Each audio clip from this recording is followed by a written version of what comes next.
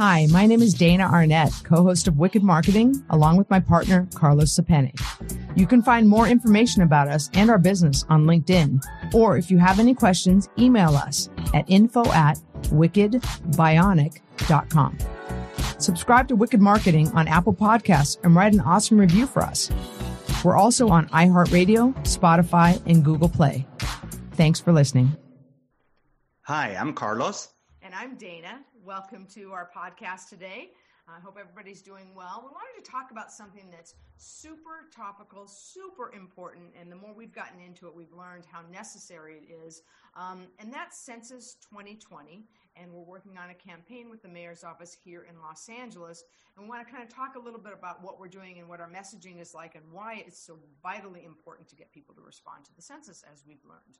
Yeah, and I think it's important for us to discuss that, you know, whenever you're doing a marketing campaign, there's going to be challenges to how that message is going to be perceived, right? And a focus needs to be on who your audience is that's receiving it, and what message you're looking to deliver, yes, but on also what are the existing perceptions that people have, and what's caused those perceptions that may challenge your message being received. So right now, we have an existing challenge that's related to the COVID-19 issue, right? There's a lot of messaging out there. There's a lot of news out there. So our first challenge is cutting through that noise. You're saying it's overshadowing, basically. It's overshadowing, Census, right? yes. So there's so much that overwhelm of information. A lot of businesses have gone digital too. So that's shifting the marketplace, which means that there's a lot of people doing digital advertising. There's a lot of bombardment of digital advertising because people are not relying so much on out-of-home advertising. They're relying more on the types of advertising that are delivered directly into the home. Right. So that's another challenge that we run into. Now, what's unique about the challenges that we're running into, or we will be running into, the more research we do into this Census 2020 campaign, are the challenges related to the perceptions that people have about the overall census, right? And the government, the state of the government in an election year, which happens to be, it's an election year and it's a census year. We've got a virus that's killing, and we have right. It's so uniquely, Carlos. I think uniquely about what's unique about this one. I'm sorry, I couldn't say that. Is that the truth is it's always hard to get people to respond to the census. It's always a challenge for every government, every part of government in the city of LA, as we are working, is really trying to come at it from every angle that they were. And the digital thing is really something newer for them that we're handling because they have to your point, people are consuming content that way. Yeah. And it's like we were saying before, the election, right? And it's a uniquely nationalist election because one of the candidates is uniquely nationalist. There's a lot of challenges in the marketplace right now around issues that are issues of social importance, like immigration, right? There was the perceived issue that the census is collecting data on both legal and illegal people in the country, right? And that challenges people's perception of whether or not they want to respond, whether they're legal or not. Because what that's done is it's brought up a sense of the government is knowing more and more data. They're going to get me. I mean, wasn't that really it? Yeah. They're going to get me. And so whatever way, they're going to get me. Yeah, and if they get my information, right now it's on immigration, but what else can they do with my information? Of course. Right? What else can they do if they know my ethnicity? Which is, while citizenship is not a question of the census, your ethnicity is, right? And then with the Black Lives Matter movement and everything that's happening around that social environment, what are you going to do with my information? and so what's important for people to know is that the census is a federal initiative, right? And that it is a confidential initiative by mandate of the Constitution, right? So it is not an initiative where your data can be used for anything else other than counting persons living in the United States. I just got to say this, Carlos, because we're real here. Yeah. Like, I'm listening to you going like, oh, yeah, right. That's me. Like, no, what's, and I'm like going, yeah, right. And I'm sitting here, a privileged white person in Los Angeles, and that makes me anxious to hear. Well, and that's the thing, right? I think that in a way, there's certain political agents in the U.S. That are interested in people feeling that way. Right? That are interested in people having, and this all goes back to marketing, right? The way that you effectively market is by creating perceptions, right? That's really what marketing is. Delivering a perception that's going to drive brand recall at the time of need or intent to engage with a particular subject, brand, or service, right? So there's a perception by everybody in the world of big data, big government, big trafficking of data, that by me providing this data, that I'm going to be targeted or targetable in a certain way. And, there are businesses that use census data, but they cannot use it at an individual level. Right. So we use census data as a marketer. Right. Of course we when we do campaigns for public services and government, we always go to the census. It's necessary research for us. I mean, that's necessary information that's super helpful for the bigger picture of what we're going to do. Always. Well, and it is. And in our case, it's usually to provide beneficial services to people. Always. Right. Provide services that actually help them. Services that are targeted to people. Like services that are targeted to low-income people, services that are targeted to minorities that don't have the access of this privileged group that people talk about, right? So these are free services that are really helpful, that are available to them, that people are not aware about. And the census is one of the bases of research that are used by professional services to ensure that people have access to these free services, right? In the case of the census, it is even more important that these people that are targeted are aware of these issues, because the census controls the division of wealth. And that's what people don't understand. There's over $600 billion that get spread out by the government due to the census.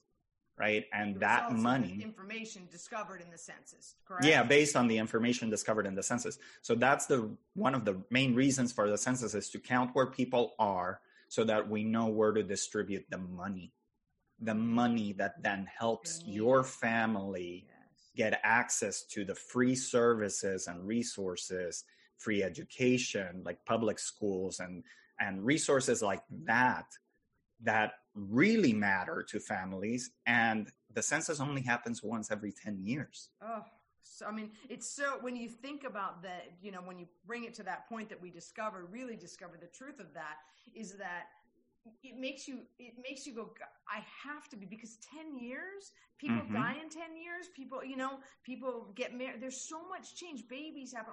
If you're not counted at all, I mean, you're right. Distribution of wealth and distribution of resources, it could be a big impact of an entire community of low-income people don't respond. So the worst part of it, I guess, would be to know that at this point, we're 2 months away from the end of the census? They just canceled the last month. Of the census. September 30th. So what people are not aware about is that minority groups, people of low income, are 80% of the people that are not responding to the census right now. So painful. Yeah. So that privileged audience, right, the people that already have the money, that don't need these resources, are the ones that are replying, right? So when you look at what are called the census tracts, which is basically a division of groups of people in specific areas. So your zip code could have 10 census tracts within your zip code. Right. And you could be just within one slice. You are within one slice, right? That's one census tract. And that census tract could have 5,000 people. I think it's 4,000, four or 5,000 people, I mean, right? Or melting pot something like that in this melting pot. And then if 80% of your area, right, which tends to happen, actually in some cases it's 95% of an area can be Hispanic, for example. 95% of a district could be Hispanic. That's right. Right? Because being Hispanic, I know that we do tend to group ourselves or segment ourselves into. We have an area called districts. Chinatown and an area called Koreatown. I mean, that is it, right? Exactly. And if they right? were not counted. And if that area does not respond to the census, right? But areas like the area surrounding Beverly Hills, because Beverly Hills is this franchise city, but the area surrounding Beverly Hills where there is wealth, those people are responding, then those people get the money. Those people get the services, right? Not the people that need the money and the services. So it's well, Carlos, I want to say that, that's a good point, because I understand that where the money is spent, but then when we're using census data, right, the next census, we will use data for our campaign going forward. We won't be targeting those people with needed resources either, because they're not coming up in the census. I mean, right? Exactly. I mean, that's the point, right? The trickle down effect. Yes, there are bad actors. Those bad actors are not only going to use the census. I'm sorry to tell people. Bad actors are the ones that are collecting that data, that are buying that data, that are getting it from credit card companies, that are getting it from other places. Good actors are the ones that are relying on the census to create the basis of it. So it's this perception that's in sort of an inverted perception, right? Not only are you not going to get, I think the mayor said that it's $1,000 per person per year for 10 years. That's $10,000 that you get from the census as a person and replying to the census every 10 years. Obviously, the less people reply, the more money there is to distribute to those that reply. Sure. So it's that the challenging part is to now get people to understand that by not responding to the census, you're allowing the money that would go to your community to go to communities that are wealthier. Right. So and that's our messaging. And it really comes down to how we're putting that out there. Hard thing to explain in 7 weeks, but I think that is well, and that's where our unique approach comes into play, because what we do, being a multicultural targeted messaging agency, is we know from research and from our own experience delivering millions and millions of ads to people that are within these markets, we know what matters to people, right? So we know that within the Hispanic community, if we're able to get the message across that this affects your kids' lives for the next 10 years, Hispanic people are all about family. Right. You are literally a 5-minute decision away from preventing your kids' access to essential services that can help their life for the next 10 years. So we're talking, if you have a teenager that's 12, right? Or 13, sorry. 13 is when teenagers start. You have a teenager that's 13, right? They will not get access to these services until they're at least 23. If people don't. And by then, you're too late to help them. By then, you're too late in the timeline to help them. So another group is the Asian community, right? So the Asian community, their top priority is education. Number one priority is education. I think the latest research that I saw, 78% of the people polled in the Asian community said that their top priority was education. So then addressing the census from the perspective that the census provides the money, the resources that pay for the available education options within an area, and targeting that within the Asian community That's right. will then encourage them to engage with the census, right? You have to, I think our point is what we're trying to do is give people a why. In each market, give people the not generalized why, but a specific why to get them to take the action. Yeah. And it's, it's a little bit too of an altruistic view from people of, oh, I'm not going to give the government this data. They already have enough data on me. Yes. Well, the government has the data on you, but not giving the census your data is preventing you from getting access to resources. Right. That's what's preventing. There's a lot of things not to provide data on, but not that. Exactly. It is not the one thing to choose not to provide data on because of the effects that it has over the entire city. Right? Because if Los Angeles, which is where we live, does not respond to the census, that money will end up going to another city. Right. Of course. Right?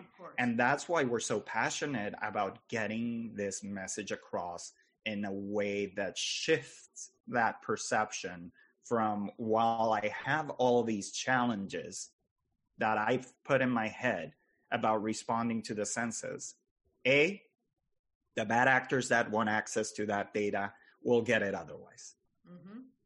Right? It's actually much harder for them to get it from the census because they cannot get individualized data.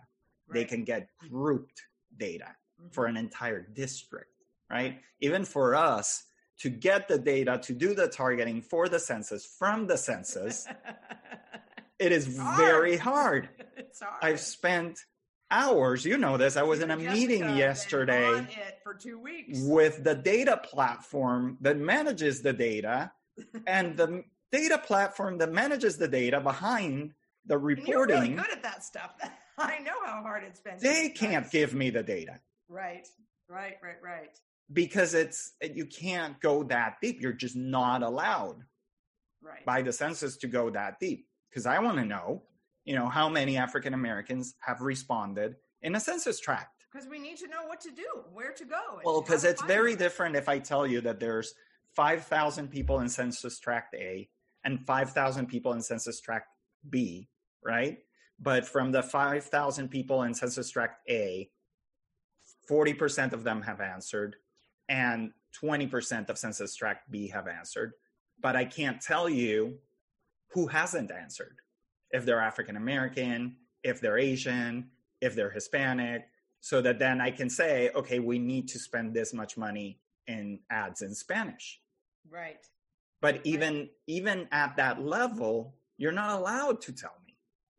So that's where I'm saying there's a perception that needs to be shifted. And that's what our goal is in 7 weeks, which is, it's a very hard thing to get across, that while you may have significant challenges in your mind to responding to the census, the value of your response outweighs any significant challenge that you have, because most of those challenges are non-realistic. I agree with you. And I think that is what we've learned. So, we always learn so much, right, on every campaign, because you guys do so much research. I'm not the research person. I'm the operations person. So Carlos and that team are so amazing and really digging deep and understanding. And then when we all get together talk about the client and the project, and you share the research side, I'm always fascinated, and that it informs our campaign. So I think I will say the one thing I was amazed at this year is that it's so important to Mayor Garcetti, obviously, and to our city in Los Angeles. They were still door knocking, PPE door knocking, but still door knocking. That's how much they needed to get to these lower income residents. And then I'm so grateful. We're so grateful that they hired digital, because it is another way to get in that I don't know that they were using before. I don't think that 10 years ago they were using digital campaigns. And just a reminder for people, because I've been tracking, as part of our campaign research, tracking how people have responded to the national campaign, the county campaign, the mayor himself campaigning in person and on social to get people to answer the census. A reminder for people that the census people the ones that are coming to your house are people from your neighborhood. That's right. These are people that are out of work due to COVID, that got this job, right, to feed their family at home. So don't be nasty to those people, right? Don't be angry about someone coming to your door. Remember to be kind to your neighbor that's coming to do a job that they're trying to feed their family during a period of challenge. Right. Well, I mean, that's a great message for everything, I think, for all of us around COVID. And I hope that, many of us get that, Carlos, what you're saying is that we just got to be kind to each other. I know that when we get sales calls, right, we get emails, we get sales calls like any other business. And I take a minute, I'm never rude and hang up. I take a minute and say, I'm sorry, that's not something we need, but thank you.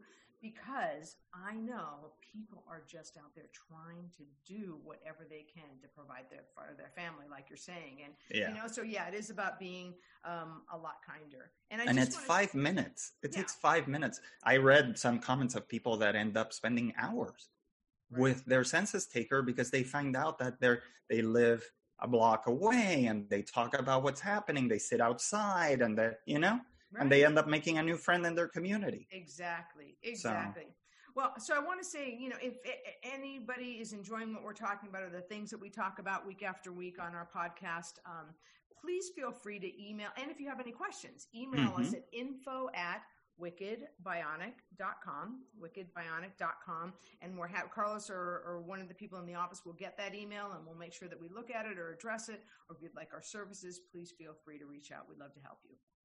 Thanks for listening. Thank you for listening today.